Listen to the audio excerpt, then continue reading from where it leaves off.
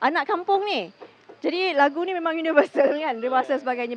Dah diterapkan kepada anak-anak ni. Bagaimana? Adakah Sebelum ni kita dah terapkan lagu-lagu yang selalu didengar di media kan, seperti Anak Kampung, lagu Sahabat dan sebagainya. So mereka semuanya dah biasa dengan lagu ni. Saya ada lagu-lagu kanak-kanak yang lain lah. lagu apa lagi? Lagu Sahabat dari Upin Ipin. Boleh. Okay. Kita dengar satu lagu lagi. Okey. Okey, siapa nak nyanyi lagu Sahabat? Siapa tahu lagu Sahabat? Angkat tangan. Umar, okey. Mau nyanyi kuat-kuat tau. Okey. Okey.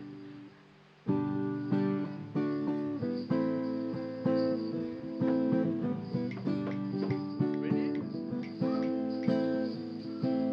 1 2 1 2 3 4.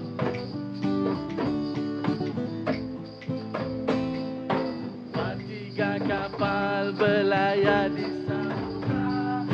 Yuk sahabatku, kita bergembira, bermain bersama, menikmati indahnya dunia.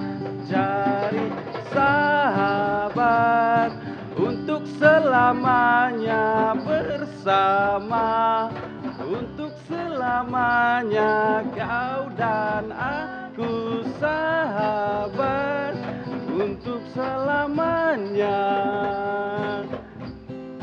selama-lamanya setia.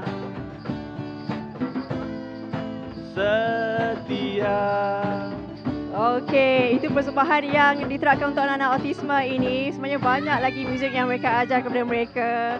Okey, lepas ni kita akan bersama dengan rakan sugar saya, Saiful. Apa lagi yang boleh kita saksikan antara didikan yang diberikan di Permata Kurnia ini? Saksikan bersama dengan Saiful selepas ini.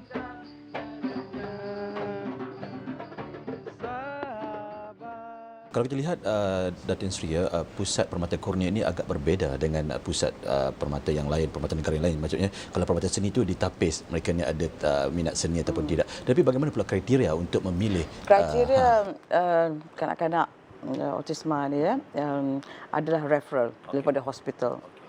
Jadi kalau misalnya hospital tu memberi refer kanak-kanak tu ke pusat ni, kita terpaksa ambil. Tapi saya berasa radaklah juga ya, sebab kita tidak boleh menampung seramai yang memerlukan. Pada masa sekarang ni kanak-kanak di dalam lingkungan umur 4 ke 6 tahun, di mana mereka diberi guidance untuk menyediakan mereka untuk pergi ke sekolah biasa. Orang putih kata to prepare them for the mainstream. Ya, jadi kita ambil anak-anak ini dan bagi mereka exposure supaya bila mereka pergi ke mainstream, mereka adalah seperti kanak-kanak yang lain. Dan mereka boleh bergaul, mereka boleh bercakap, ya, boleh komunikasi dengan kawan-kawan dan juga dengan guru-guru. Dan yang kedua ni anak-anak yang pergi ke sekolah tersebut seminggu sekali bersama ibu bapa. Ya. Kita sekarang ada dalam 60 orang di dalam wait list. Dan saya juga telah diberi maklum ya, bahawa negeri-negeri lain juga inginkan pusat seperti ini. Dia kata, Datin, kenapa di Kuala Lumpur saja, kenapa tak di negeri-negeri lain? Itu persoalan saya. Mungkin ada jangka masa panjang pusat permata Kurnia ini boleh diperbesarkan lagi dan mungkin ada spesifik lagi rangka kerja yang ingin Datin Sri terjemahkan dalam memastikan pusat permata Kurnia ini mencapai lagi ataupun memberi manfaat kepada seluruh masyarakat. Itu memanglah harapan saya. Ya. Tapi oleh kerana perkara ini adalah baru dan saya telah menyatakan kepada mereka di sekolah tersebut bahawa kita seharusnya pastikan bahawa pusat permata Kurnia ini adalah memberi manfaat dan efektif. Sebab kalau kita buat salah nanti kita tak nak kanak-kanak lain pula yang mendapat kesusahan. Apabila kami confident ya, bahawa sekolah pusat ini adalah efektif dan inilah caranya untuk memberi khidmat nasihat dan memberi guidance ya, kepada kanak-kanak autisma. InsyaAllah kita akan peluaskan lagi kepada negeri-negeri lain. Tapi terpulang kepada kewangan. Ya. Ya, dan juga kerjasama yang kami perlukan daripada pihak negeri-negeri.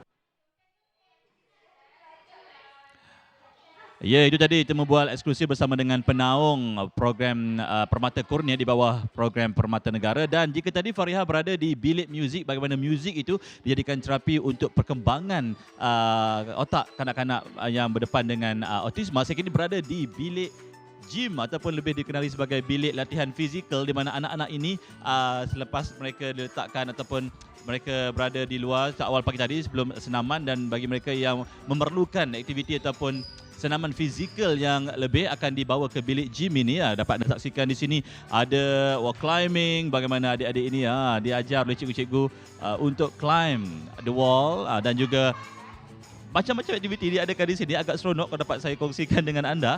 Dan nak bersama saya ketika ini adalah salah seorang daripada cikgu yang mengendalikan bilik gym ini, iaitu okey, boleh cikgu?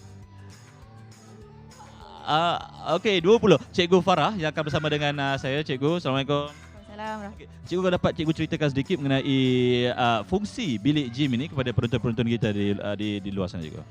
Okey, bilik gym ni kita buat khusus untuk aktiviti fizikal kanak-kanak, sebab anak-anak ni bila dia orang ada aktiviti fizikal baru membantu perkembangan otak, sekaligus dia membantu fokus anak-anak dalam kelas lah. Sebab khususnya sebab kita kat sini ada anak-anak yang high functioning, low functioning.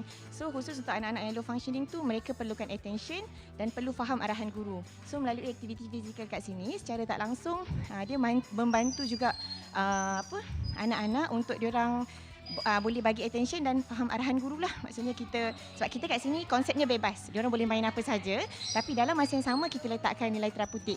Contohnya macam climbing wall ni kan, untuk anak-anak yang ada masalah dengan pencil grip contohnya, tapi dia minat pada wall climbing. So bila wall climbing kita perlukan kekuatan tangan dan kekuatan kaki. So secara tak langsung anak-anak yang ada problem dengan pencil grip ni, biasanya dia tak boleh pegang pensel dengan tekanan yang kuat. Jadi bila ada latihan dia pegang wall climbing ni, sekaligus dia akan, maksudnya dalam aktiviti bermain sekaligus menguatkan tangan. Jadi itu fungsinya lah. Okay. Cikgu, tadi saya tengok bagaimana cikgu mengendalikan anak-anak melalui wall climbing ni, ada juga diterapkan bagaimana mereka perlu mengira 1, 2, 3, 4 sampai 20 ada sebagainya. Kalau dapat cikgu ceritakan sedikit. Itu secara tak langsung kita ajak, kita masukkan nilai terapeutik lah. Seperti yang saya kata tadi, kita kat sini bukan, kita bagi aktiviti anak-anak memilih secara bebas aktiviti yang mereka nak. Kita tak limitkan mesti buat ni, buat macam ni. Sebab kita nak diorang enjoy, belajar dengan enjoy. Jadi dalam kita memberi kebebasan, dekat situ kita letak nilai terapeutik. Maksudnya terapeutik value ni, maksudnya kita letak nilai yang penting untuk anak dalam masa yang sama. Dan dalam masa yang sama juga kita mungkin boleh ajak anak requesting. Contohnya macam Haziq, dia nak panjat wall climbing kan. Jadi sebelum dia nak, dia kena sebut nak panjat. Jadi dalam masa yang sama yang itu kita terapkan nilai komunikasi anak untuk dia meminta pula. Jadi dalam satu masa kita bukan bagi dia main suka-suka, tapi kita nak dia ada meminta dulu baru dia dapat. Kita tambah juga nilai komunikasi kat dalam. Dari segi efektifnya, kalau macam cikgu lihat bagaimana berapa lama anak-anak ini boleh menerap nilai yang hendak disampaikan. Maksudnya kalau mereka nak panjat wall ni, so mereka perlu meminta. Adakah perlu diulang atau dari segi keberkesanan tu, cikgu? Dia bergantung pada minat anak. Dan bergantung pada konsistensi kita yang buat lah. Maksudnya kalau anak tu betul-betul nak sangat wall climbing, dia akan berlaku secara tak langsung dan akan lebih cepat lah. Kecuali anak tu memang jenis yang pasif, sebab anak yang autism ni bukan semestinya dia hyperaktif. So anak-anak yang hyperaktif dia akan minat dengan suasana gym. Tapi anak-anak yang jenis pasif, dia orang akan tak ada minat masuk gym, akan terus duduk. Tapi apa yang cikgu buat adalah cikgu akan stimulate minat anak lah. That's why dekat gym ni kita ada banyak barang yang warna-warni, bukan satu warna je kan. Kalau gym dewasa kita tengok satu warna yang seragam. So nanti kita boleh tengok warna-warni dalam gym supaya kita dapat stimulate minat anak. Sebab anak yang pasif pun kita perlu stimulate aktiviti fizikal untuk rangsang perkembangan otak mereka lah. Okey, ini aktiviti wall climbing. Apa kata kalau saya nak bersama dengan salah seorang lagi cikgu? Oh, hati-hati. Cikgu Laili, kau dapat diceritakan daripada aktiviti wall climbing ni, ada tapak tangan, ada tapak kaki. Kau dapat cikgu ceritakan sedikit apa fungsinya dan juga ditunjukkan ke apa aktiviti yang dilaksanakan ni, kau cikgu? Kita nak tunjuk dulu ke macam mana? Tak apa, cikgu boleh terangkan saya dulu sementara cikgu kita menunjuk bagaimana apa fungsi tapak tangan ini. Okey, macam kalau tapak tangan ni kita letak kat sini supaya kanak-kanak kita ajar dia wheelbarrow lah. Kita akan letak tapak tangan dia dan kita akan angkat kaki dia. Ni untuk menguatkan fungsi tangan lah. Kadang-kadang ada kanak-kanak dalam kelas dia pegangan pensel dia tak betul. So jadi kita akan bagi aktiviti macam ni untuk menguatkan tangan dia. Jadi kanak-kanak akan letak tangan dia dan cikgu akan tolak daripada belakang lah. Tapi macam kanak-kanak ni mungkin dah biasa, memang cepat untuk mereka aktiviti sebegini, cikgu. Dia kalau kita pada mula kita ajar kita akan letak tapak tangan lah. Tapi bila dia dah biasa kita tak akan letak ni dah. Jadi kita akan buat dekat mat biasa pun kita angkat kaki dan dia boleh terus gerak. Dan ini fungsi yang sama juga ke bagaimana kalau tapak kaki ni? Ini kanak-kanak selain dia suka berlari, berjalan, kat sini kita lebih untuk dia orang follow instruction lah. Macam dia boleh ikut arahan. Okey, kita akan suruh dia step 1, 2, 3, 4. So dia akan step sebelum naik pada monkey bar kita tu lah. Dan maksudnya di sini aktiviti lebih terarah kepada aktiviti fizikal untuk menguatkan bagi mereka yang mempunyai masalah dari segi kekuatan tangan, kaki dan sebagainya, cikgu. Ya saya. Macam itulah kita akan campur lah. Ada untuk kekuatan kaki dan ada untuk kekuatan tangan. Kita akan combine dua-dua tu. Dan juga diterapkan juga dari segi terapeutiknya, bagaimana mereka perlu meminta sama-sama seperti mana Cikgu Farah ceritakan tadi jugalah. Ya saya, dia perlu untuk buat sesuatu dia perlu meminta guru lah. Kalau macam dia nak buat aktiviti ni, kalau dia tak minta pun dia pergi dan kita akan support dia lah untuk buat aktiviti ni. Okey, dari segi masa yang diperuntukkan di bilik gym ni bagaimana, cikgu? Adakah semua kanak-kanak yang ada di Permata Kurnia ini dibawa masuk ataupun hanya setengah-setengah daripada mereka yang hanya dibawa masuk ke bilik gym ini, ataupun ada jadual time ni siapa kumpulan mana, grup mana? Okey, kalau tujuan gimnasium ni kita akan untuk kekuatan fizikal kaki dengan tangan. Jadi pada aktiviti waktu petang iaitu pada pukul 3 sampai 3.30 ada kelas yang bergilir-gilir akan masuk ke bilik gym. Akan buat aktiviti dalam gimnasium lah. Kita dah sediakan jadual untuk setiap kelas. Tapi pada waktu pagi, waktu kosong, kanak-kanak yang memerlukan aktiviti fizikal yang lebih akan dimasukkan dalam bilik gym ni. Cikgu-cikgu kelas akan membawa mereka untuk masuk ke dalam bilik ni lah. Tak langsung cikgu-cikgu pun gym sekali lah. Ya saya. Baiklah. Kita tak boleh tengok lain sikit pun. Kita mesti kena perhatikan mereka seorang-seorang. Baik, terima kasih cikgu kerana sudi bersama kami. Okey, baiklah. Kita nak saksikan sambungan temu bual eksklusif bersama dengan penaung Permata Kurnia ataupun di bawah program Permata Negara ini bersama dengan Yang Amat Berbahagia Datin Paduka Sri Rosmah Mansor. Terlebih dahulu, saksikan.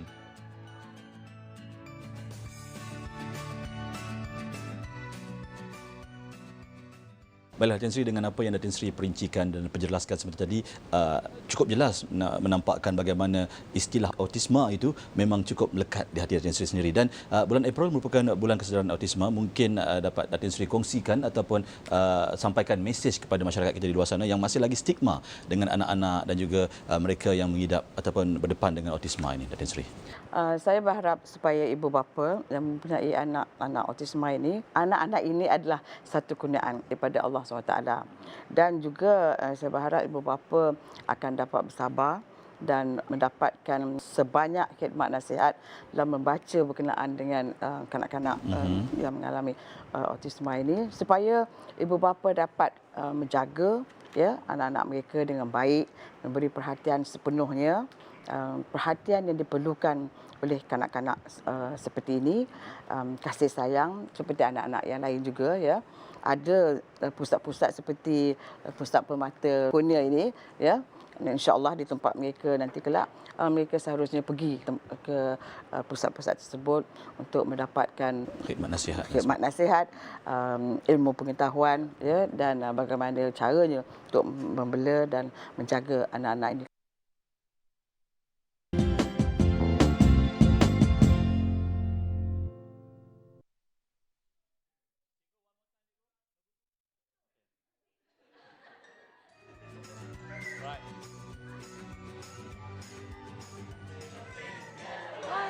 Ya, kita sedang belajar untuk menyanyi. Farah. Okey. Tengah-tengah lah. Saya pula menyanyi. Betul, kami berada dalam kelas ini kelas intervensi awal yang diberikan kepada anak-anak autisma dan juga ibu bapa, dan saya difahamkan seminggu sekali mereka akan dikumpulkan bersama dengan ibu bapa mereka selama 2 jam. Kelas ini akan diberikan, dan di sini juga ibu bapa akan diberikan diterapkan pendidikan bagaimana nanti di rumah nanti apa yang akan dilakukan, bagaimana untuk mendidik anak-anak ni. Jadi bermulanya di sini, Saiful. Ya, dan kita walaupun kita ni kali pertama kita menjejakkan kaki di pusat permata kurnia dan di bilik ini, ia menjadi satu benda yang macam yang very entertaining, you know, macam maksudnya macam menghiburkan, dan pastinya ia merupakan satu kaedah dan juga teknik yang diguna pakai di pusat permata kurnia ini, bagaimana ia mendekatkan juga anak-anak itu dengan ibu bapa secara tidak langsung. Faria? Ya. Okey. Sebab lagu ini bila kami dengar pada awal tadi sangat-sangat memberi kesan yang mengingat di mana dagunya, di mana jarinya diletakkan, di bahu, di kaki dan sebagainya kan. Ini untuk mengenal tubuh pada anggota badan sebenarnya. Dan kalau tengok adik-adik kita ni pun daripada tadi memang mereka agak begitu enjoy dan juga dengan sistem pelajaran yang telah pun pembelajaran yang cuba diajar di sini. Okey. Dan di sini sebenarnya telah dihimpunkan ada juga staf dan juga ibu bapa yang turut serta bersama dengan kita hari ini, dan saya ada 2 orang ibu bapa yang akan kita temu bual. Saya tegur dulu di sini boleh? Silakan dulu. Okay. Sementara saya belajar menyanyi. Assalamualaikum. Minta maaf lah yang mengganggu. Okey. Namanya? Delima. Dan anak ini? Merah.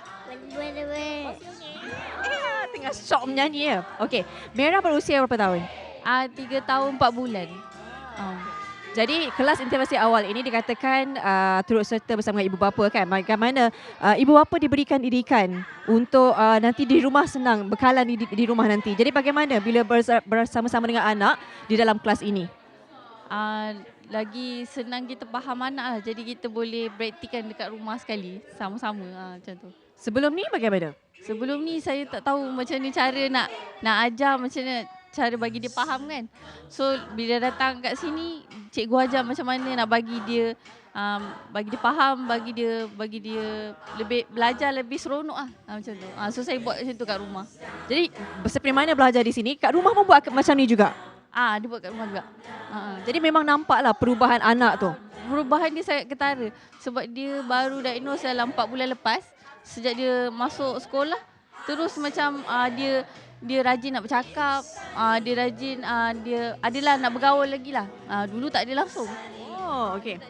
Jadi bagaimana maknanya bahan-bahan yang akan digunakan di rumah, adakah guru-guru ataupun staf di sini yang diberikan di sekolah? Staf kat sini dia contoh macam flashcard tu, dia akan email kat saya, lepas tu saya akan print, saya buat kat rumah. Macam tu. Terima kasih Puan Delima. Okay, Merah, thank you very much. Okay, see you again. Okay, ini adalah seorang daripada ibu bapa yang turut berada dalam kelas intervensi awal di sini. Dan ada seorang lagi yang saya akan sapakan. Minta maaf. Okay, depan lalu. Assalamualaikum. Okay, nama siapa ya? Nama? Nur Farahana. Anak berapa usianya? Anak insyaAllah akan masuk 5 tahun bulan 4 ni. Mana akan kami lagi 2 hari lagi. Okey, bagaimana bila intervensi awal ini diberikan juga penerapan kepada ibu bapa kan? Bila saya tanya salah seorang pada keluarga kata memang nampaklah perubahan anak. Bagaimana kelas ini dapat membantu perkembangan anak, Puan? Okey, macam kat sini saya nampak dia ada apply ABA teknik tau. So ABA teknik ni banyak more on behavioural control. So macam anak saya dia ada macam like tantrum, dia ada macam like kadang-kadang tu dia ada hyper. So kat situ ajar dia macam sabar, cool down, so what to do next kan. So dia tahu yang dia life dia ni ada rule dia kiranya. Okey, sebagai ibu bapa yang mempunyai anak istimewa seperti kanak-kanak autistik ini kan, pastinya sokongan yang hebat perlu diberikan kepada ibu bapa sebagai personal pribadilah, secara pribadi. Bagaimana kalau ibu bapa yang masih tidak boleh menerima anak sendiri yang mengalami autism? Saya pesanlah pada ibu bapa lah, ini makna keadaan saya dulu. So kalau kata dalam kita panggil tempoh denial tu, kalau boleh jangan ambil tempoh yang lama. Kalau boleh jangan ambil tempoh yang lama, get the right advice. Makna jumpalah pada orang yang sebenarnya. Sebabnya kalau kita delay dalam tempoh tu, kita delay terlalu lama, tak adil untuk anak kita. Untuk dia perlu dapat intervention, dia perlu dapatkan sokongan. So macam tu juga kita. Makna kita kena keluar daripada kepompong tu. So sebenarnya macam inilah, saya rasa pada pendapat saya, ibu apa kena betul-betul faham apa autism tu. InsyaAllah along the way tu mudah jalan dia. Sebab ada yang mengatakan bahawa bila anak kena autism ini, memang dia tak boleh keluar daripada pompong tu. Tapi bagaimana bila berada di sini, kan melihat perubahan anak tu, memang menyangkal lah. Saya sangkal lah sebenarnya, alhamdulillah semenjak dia tu dulu, macam dulu anak saya kalau ke playground tu, dia memang totally takkan join. Dia nampak budak-budak ramai-ramai, dia avoid connection tu, dia avoid kan. So tapi along the way tu nampak walaupun dia tak communicate dengan budak-budak tu, tapi dia dah boleh join, dia dah boleh masuk, dia dah boleh mana, walaupun dia tak boleh main sekali pun, tapi dia dah tak takut lagi dah. Dia dah ada sikit-sikit dah nampak dia punya social skill dia develop. Kat situ. Okey, kita mengucapkan tahniahlah juga kepada anda kan sebagai ibu bapa yang memberi sokongan kepada anak yang dianggap sebagai anak istimewa. Okey, terima kasih. Okey, semasa kita nak bersama dengan Saiful Nizam yang dari tadi sibuk menyanyi sekali dengan anak ini. Silakan Saiful. Saya jika jadi Fariha bersama dengan dua orang individu yang bergelar ibu yang turut serta sama-sama berada di pusat Permata Kurnia ni, dan saya juga nak bersama dengan seorang ayah yang turut berada di sini. Kau dapat kita bertemu bual sikit, silakan. Okey, nama Encik? Azmi Arif bin Abdullah. Okey, Cik Azmi anak berapa tahun hantar ke sini? Mula tahun ni, so tahun ni dia akan masuk 4 lah. Dah 4 tahun, 4 tahun anak berusia 4 tahun lah. Dia akan masuk 4 tahun. So apa masalah anak tu sendiri? Okey, masa doktor bagi tahu saya dia ada simptom autism lah, tapi dia more on ADHD lah, mana dia terlampau aktif semualah. Dia suka panjat sana sini, ambil barang semua. Lepas tu dia masih belum bercakap lagi lah. Masa umur 4 tahun sekarang ni? Dia masih belum bercakap dengan betul lah. Okay. Dihantar ke pusat Permata Kurnia ni bila Cik? Mula dah lebih kurang dalam tahun ni jugalah. Dia bermula tahun ni. Dari segi mungkin kalau terlihat baru berusia 4 bulan pusat Permata Kurnia. Jadi segi perkembangan anak tu sendiri bagaimana? Dapat dilihat dari segi perbezaan dulunya a bit hyper, sekarang ni dia boleh dikawal. Sekarang ni dia ada perubahan sedikit lah. Dia boleh dikawal. Bila panggil nama dia pun dia datang semua. Dia dah alert. Lepas tu kalau dia nak makanan semua dia dah mula minta kita orang tolong lah. Cuma dia masih dalam segi bercakap tu belum lagi lah. Tapi dia dah start panggil mama, papa. So nampak jugalah dia punya perubahan tu. Dia punya. Sebagai ayah, kita ni berbeza daripada ibu. Bagaimana kita kadang-kadang tahap kebasaran itu, kesabaran itu agak berbeza. Kalau tengok dengan anak-anak begini, so mereka ni perlu dilayan ekstra, dilayan lebih. Jadi anda sebagai bapa, bagaimana anda memainkan peranan untuk memastikan anak ini mendapat orang kata layanan seperti mana anak-anak yang lain, meskipun mereka ni agak tantrum dan sebagainya? Okey, setakat ni saya cuba buat apa yang dia suka lah. So kita orang ada bagikan masa, time yang dia suka buat macam nak main bola, dia nak main macam ada kipas, mini kipas semua, kita orang bagi. Tapi dalam masa yang sama, kita juga ajar dia benda-benda yang elok lah. Macam ada main puzzle, main IQ, tentukan warna semua. So kita orang bagi dia balance lah. Dia nak buat benda dia boleh. Dan juga pada masa sama kita buat intervention. Okay, terima kasih Cik Azmi yang sudi bersama kami di Malaysia hari ini. Dan tahniah kepada anda kerana sanggup dan sudi berada di sini bagi sama-sama memastikan perkembangan anak anda. Dan baiklah, Fariha nak bersama dengan salah seorang daripada pegawai intervensi di sini untuk menanyakan dengan lebih lanjut dari segi aktiviti apakah yang diadakan di sini. Silakan Fariha. Ya, saya sebenarnya sangat teruja dengan teknik pembelajaran yang disediakan di kelas ini. Kerana saya walaupun baru pertama kali berada, saya rasa macam tak nak cakap dah, nak tengok je. Kerana ini antara teknik yang diterapkan sesuai untuk perkembangan anak sesuai dengan usia mereka. Dan di sebelah kanan saya, kanan dan kiri sebenarnya, ada dua orang pegawai intervensi yang turut serta menjadi sebahagian daripada keluarga di sini. Di kanan saya Aisyah dan di sebelah kiri saya Hani. Kita tanya Aisyah dulu. Okey Aisyah. Sebab saya nak tanya dululah usia Aisyah sebenarnya. Okey, saya 28 tahun. Okey. Berusia 28 tahun bagi saya masih muda lagi menjadi kepada ibu kepada anak-anak di sini kan. Jadi bagaimana didikan dan juga komitmen yang diberikan kepada Aisyah. Sebab kerana anak-anak ini berlainan dengan anak-anak biasa. Jadi komitmen yang bagaimana sebenarnya perlu ditunjukkan? Okey, bagi saya sebab kat sini setiap hari saya berjumpa dengan berbeza-beza kanak-kanak. So seperti yang kita tahu, kanak-kanak autism ni dia di bawah satu spektrum yang sangat luas. So jadi setiap kanak-kanak tu mempunyai ciri-ciri yang berbeza. Jadi macam saya sering kali berhadapan dengan untuk cabaran lah saya untuk berhadapan dengan tingkah laku kanak-kanak autism ni. Sebab mereka setiap orang tu berbeza. Jadi saya perlu sentiasa update ataupun kemas kini saya punya pengetahuan yang sedia ada. Sebab di samping saya perlu memenuhi keperluan anak-anak ni, saya juga perlu memenuhi keperluan ibu bapa juga. Di sini ibu bapa turut diberikan didikan juga kan. Jadi mungkin boleh ceritakan sikitlah apa sebenarnya yang diajar kepada ibu bapa ni. Okey, di sini adalah program intervensi awal dan sokongan keluarga di mana kita melibatkan ibu bapa melibatkan ibu bapa dalam sesi 2 jam ini. Okey, jadi di sini selama 2 jam tu kita akan masukkan, kita mengajar mereka tentang kemahiran urus diri seperti makan, latihan ketandas dan juga kesediaan belajar. Sementara tu kita kena bangun sebab semua kelas dah bangun. Okey. Sementara tu Hani, sebab tak ramai yang tahu bahawa mereka yang menjadi sebahagian besar keluarga di sini mempunyai pendidikan yang tinggi sebenarnya juga tentang pengkhususan untuk menjaga anak-anak autism ini. Sebab kita tak nak melihat bahawa ya ke kan ada ijazah ke ada diploma ke, mungkin bagi boleh ceritakan sedikit. Okey, kebanyakan pendidik di sini memang berlatar belakangkan ijazah lah. Okay, seperti saya ada ijazah dalam occupational therapy dan di sini kita bekerja sebagai transdisciplinary. Maknanya kami berkongsi ilmu. Seperti saya, sebelum ni mungkin background saya tak pandai nak mengajar. Okay, nak mengajar, membaca, okay, operasi tambah, tolak. Tapi dekat sini kita akan belajar, contohnya occupational therapy akan belajar dengan guru pendidikan khas. Macam mana kita nak mengajar kanak-kanak ini, contohnya daripada peringkat pra-akademik kepada akademik nanti.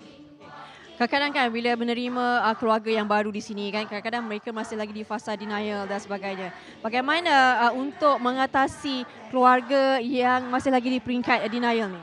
Okey, sebenarnya bagi pandangan saya jika saya dapatlah keluarga yang masih dalam peringkat denial, apa yang approach yang selalunya kami akan gunakan adalah diagnosis tu bukanlah satu perkara yang penting. So apa yang penting adalah macam mana kita nak membantu kanak-kanak tersebut. So oleh kerana kita ni peringkat intervensi awal, jadi sokongan keluarga itulah kita bermula di sini. Mungkin keluarga tu rasa macam lost, kat mana dia nak dapatkan bantuan. So dekat sini kita akan berkongsi ilmu kita daripada peringkat permulaan ni, macam mana apa intervensi yang diperlukan oleh anak-anak tersebut. Saya ucapkanlah kepada Aisyah juga Hani, selamat berjaya ya, semoga tabah untuk menghadapi anak-anak autistik ini. Okey, terima kasih ucapkan kepada kalian berdua. Okey, kita selepas ini kita akan banyak lagi untuk berkongsi dengan anda sepanjang di Permata Kurnia ini, tapi sebelum itu kita akan berehat seketika. Saiful ada. Saya belajar menyanyi dengan adik-adik ni. Dan kita nak ucapkan happy birthday in advance juga kepada adik kita. Apa namanya tadi? Mana birthday in advance? Mana birthday boy? Siapa? Sini. Itu dia. Birthday boy sini. Cameraman. Boleh tunjuk sikit. Sayang. Ini dia. Come. Cepat. Dia takut. Okey, itu dia. Ibunya. Hari jadinya bila? InsyaAllah Khamis ni, 7 April. 7 April. Happy birthday to you. Okey. Kita nak berehat dulu. Kembali selepas ini. Okay. Kita nak bersama dengan ibu bapa juga. Bagaimana mereka temubual eksklusif yang terakhir dulu bersama dengan yang amat berbahagia Datin Paduka Seri yang amat berbahagia Datin Paduka Seri Rosmah Mansor. Saksikan.